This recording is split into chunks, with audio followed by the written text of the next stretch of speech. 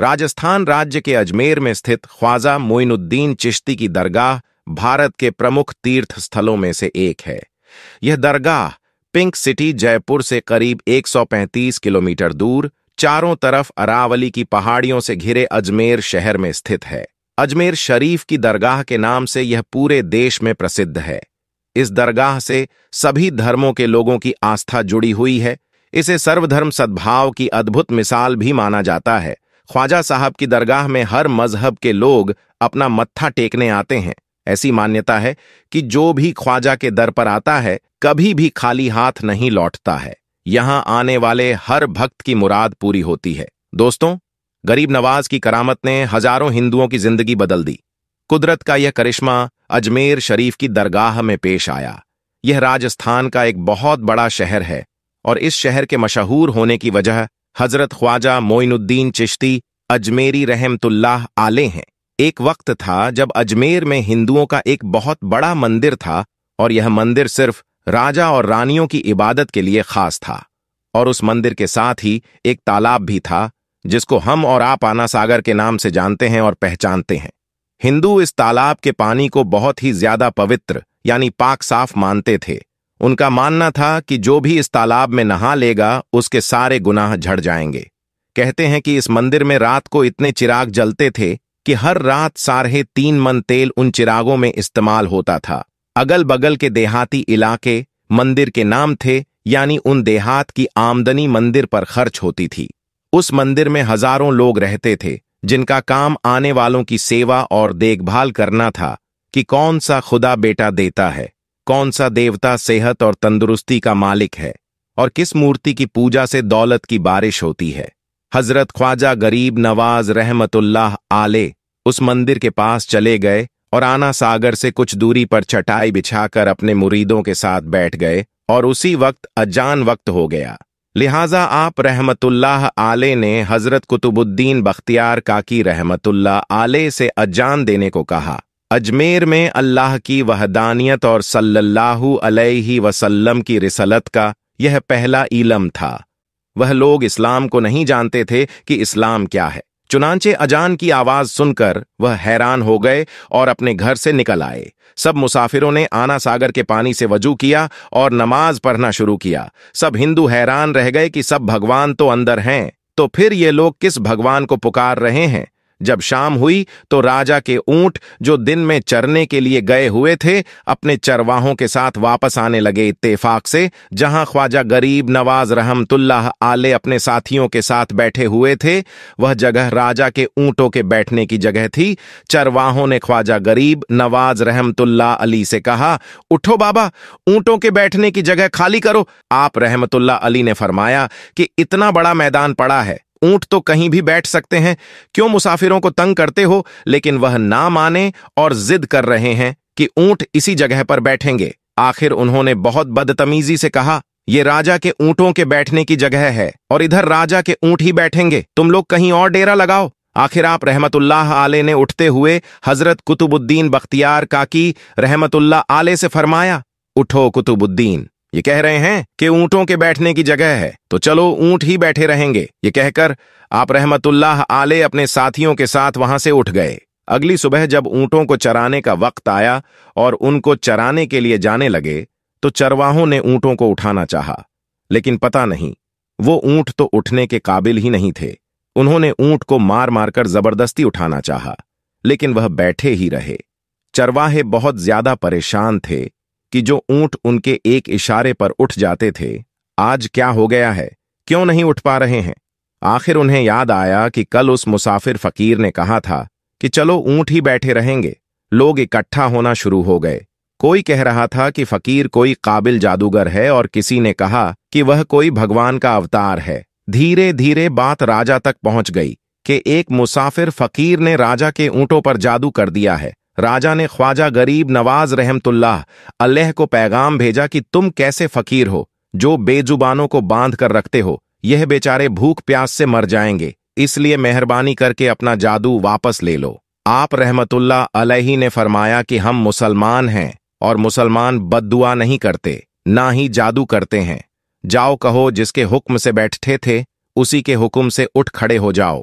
अब जो जाकर उठाया तो ऊंट फौरन उठ गए और हिंदुओं की दिलचस्पी उन मुसाफिरों में बढ़ने लगी। 5 वक्त अजान होती और नमाज की अदायगी की जाती। आखिर राजा तक यह बात पहुंच गई। कुछ फकीर आए हैं जो मुसलमान हैं, 5 वक्त अजान देते हैं और हमारे पवित्र तालाब को हाथ मुंह धोकर भ्रष्ट करते हैं, यानी कि नापाक कर देते हैं, और तो और हमारे धर्म के खिलाफ बातें करते हैं। कहते हैं कि मूर्तियां पूजने के काबिल नहीं हैं, ये तो सिर्फ पत्थर हैं, इसीलिए इन्हें यहां से उठाया जाना चाहिए। राजा ने फकीरों को पैगाम भिजवाया कि तुम लोग मांस गोश्त खाते हो, हमारे धर्म के खिलाफ बोलते हो, और तो और हमारे तालाब को अपने हाथ डालकर नापाक करते हो, जो हम बर्दाश्त नहीं कर सकते, इसलिए तुम लोग यहां से चले जाओ। आप रहमतुल्लाह अली ने फरमाया कि और भी तो दुनिया आती है, हमारे पानी पी लेने से कौन सी कमी आ जाएगी। लेकिन वह कहने लगे कि वह सब हमारे अपने धर्म के लोग हैं और तुम दूसरे धर्म के हो। आइंदा तुम लोगों ने तालाब को नापाक किया तो हम बर्दाश्त नहीं करेंगे। आप रहमतुल्लाह आले ने हजरत कुतुबुद्दीन बख्तियार काकी रहमतुल्लाह अली से फरमाया, कुतुबुद्दीन, शायद यह लोग आइंदा हमारे पानी पी लेने पर कोई लड़ाई झगड़ा करेंगे। जाओ एक मशकिज़ा पानी ले आओ ताकि जरूरत के वक्त कुछ तो पानी मौजूद हो। लिहाजा हजरत कुतुबुद्दीन बख्तियार काकी रहमतुल्लाह आले ने उनसे फरमाया कि चलो हम मशकिज़ा भर लेते हैं। वह इस शर्त पर मान गए कि तुम्हारा जिस्म पानी से छूना नहीं चाहिए। हजरत कुतुबुद्दीन बख्तियार काकी रहमतुल्लाह आले तालाब की सीढ़ियों पर जाकर बैठे और मशकिज़ा पानी में डुबो दिया। जब वह भर गया तो हजरत कुतुबुद्दीन बख्तियार काकी रहमतुल्लाह आले ने वह मशकिज़ा ऊपर खींचा, लेकिन जैसे ही मशकिज़ा पानी से बाहर निकाला, आना सागर का पानी सूख चुका था। ऐसा लग रहा था कि आना सागर का सारा पानी मशकिज़ा में बंद हो गया था। आना सागर का सूखना था कि पूरे अजमेर में कोहराम मच गया और वह रो रहे थे कि जो हम गुनाहों की गठरियां लाते हैं और आना सागर में गुसल करके उनसे छुटकारा पा लेते हैं, अब हम गुनाहों का बोझ लिए किधर जाएंगे। सारे इलाके में खबर फैल गई कि मुसाफिर फकीर ने जादू के जोर से आना सागर को सुखा दिया है। राजा ने जब यह सुना तो वह बहुत परेशान हो गया। उसने अपने वजीरों को बुलाया। सबने यही कहा कि फकीर या तो जादूगर है या फिर कोई कामिल फकीर है।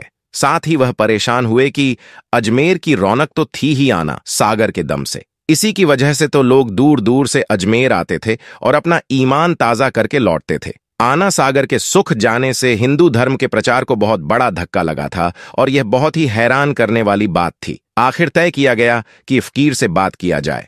आखिर वह चाहता क्या है? अगर उसकी कोई जरूरत खाने पीने की चीज की है तो हम मान लेंगे, या फिर सब मर्द औरतें और बच्चे जाकर फकीर को मनाएंगे कि लोगों को परेशानी से बचा लीजिए और हम पर रहम कीजिए, हम पाप का बोझ उठाए किधर जाएं और कैसे सुकून पाए। ये काम ज्यादा आसान था।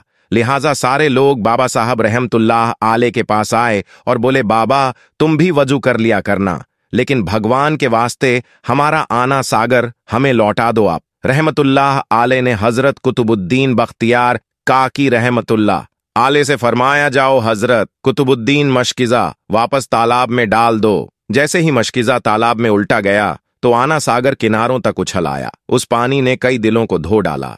हिंदू कौम की अपनी तारीखी किताबों में भी हिंदू इतिहासकार इस बात को मानते हैं कि उस शाम 32,000 हिंदू कलमा पढ़कर मुसलमान हुए थे। उन हिंदुओं के मुसलमान हो जाने से हिंदू पंडितों और आम हिंदुओं में भी गम और गुस्सा का तूफान उठ खड़ा हुआ था और वह सोच में पड़ गए थे कि फकीर अगर कुछ दिन और इधर रुक गया तो देवी देवताओं का तो नाम लेने वाला भी कोई नहीं होगा। लिहाजा लोगों ने राजा को मजबूर किया कि जल्द से जल्द कुछ किया जाए। राजा ने मंदिर के बड़े पंडित रामदेव को बुलाया और उसे बाबा साहब रहमतुल्लाह आले से मुकाबला करके जल्द से जल्द उन्हें हराने को कहा और अजमेर से बाहर निकाल देने का हुक्म दिया। रामदेव अपने वक्त का माना हुआ पंडित था, जिसके इल्मे काबिलियत की दूर दूर तक धूम मची हुई थी। उसने राजा को यकीन दिलाया कि जल्द ही राजा को कोई अच्छी खबर सुनाएगा। रामदेव बाबा साहब रहमतुल्लाह आले के पास आया और उल्टे सीधे सवालात करने शुरू कर दिए। बाबा साहब रहमतुल्लाह आले चुप रहे। जब रामदेव ने हद से बढ़कर शोर मचाना शुरू किया तो बाबा साहब रहमतुल्लाह आले ने उसकी तरफ आंख उठाई और मुस्कुराकर फरमाया कि रामदेव, तू शोर मचा रहा है, पर मैं तेरे माथे पर ईमान का नोट चमकता देख रहा हूं। इस निगाह और इस लहजे में ना जाने क्या जादू था कि रामदेव कदमों में गिर गया और रोते हुए बोला, बाबा, जिस धर्म के तुम हो उसी धर्म में मुझे भी शामिल कर लो। सब लोग जो यह सब देख रहे थे देखते ही रह गए, हैरान थे, परेशान थे। यह क्या हुआ? जो खरीदने आया था वह खुद बिक चुका है, जो जीतने आया था वह हार चुका है। पंडित रामदेव खुद ख्वाजा गरीब नवाज रहमतुल्लाह आले के हाथों पर मुसलमान हो चुका था। सुभान अल्लाह। दोस्तों, यह अल्लाह वालों की शान होती है। जब वह अल्लाह के हो जाते हैं तो सारी दुनिया उनकी हो जाती है। दोस्तों, हिंदुस्तान में सैलाब की वजह से कई घर, कई मकानात पानी में बह चुके हैं, डूब चुके हैं। इस वीडियो में आप देख सकते हैं पानी जब अजमेर शरीफ में दाखिल हो चुका है। जैसे ही पानी अजमेर शरीफ के बाजारों में पहुंचा तो ख्वाजा गरीब नवाज की ऐसी करामत दिखी कि पानी पीछे की तरफ जाने लगा। यह ख्वाजा गरीब नवाज की बड़ी करामत है जिसने देखने वालों का ईमान ताजा कर दिया है। अल्लाह के वालियों की बेशुमार क़यामतें हैं जिन्होंने लोगों की जिंदगियों को बदल दिया। साथ ही दोस्तों, आपकी जानकारी के लिए बता दे, कुतुब उल अख्ताब हजरत ख्वाजा सैयद मोहम्मद बख्तियार अल हुसैनी कुतुबुद्दीन बख्तियार काकी चिश्ती आदेश के एक मुस्लिम सूफी, संत और विद्वान थे। वह ख्वाजा मोइनुद्दीन चिश्ती के आध्यात्मिक उत्तराधिकारी और शिष्य थे जिन्होंने भारत उपमहाद्वीप में चिश्ती तरीके की नींव रखी थी। उनसे पूर्व भारत में चिश्ती तरीका अजमेर और नागौर तक ही सीमित था। उन्होंने दिल्ली में आदेश को स्थापित करने में एक प्रमुख भूमिका निभाई थी। मेहरौली में जफर महल के नजदीक स्थित उनकी दरगाह दिल्ली की सबसे प्राचीन दरगाहों में से एक है। इनका उर्स दरगाह पर मनाया जाता है। यह रब्बी उल अव्वल की 14वीं तारीख को वार्षिक मनाया जाता है। उर्स को दिल्ली के कई शासकों ने उच्च स्तर पर आयोजित किया था, जिनमें कुतुबुद्दीन ऐबक इल्तुतमिश जिन्होंने उनके लिए गंधक की बावली का निर्माण किया, शेर शाह सूरी जिन्होंने एक भव्य प्रवेश द्वार बनवाया, बहादुर शाह प्रथम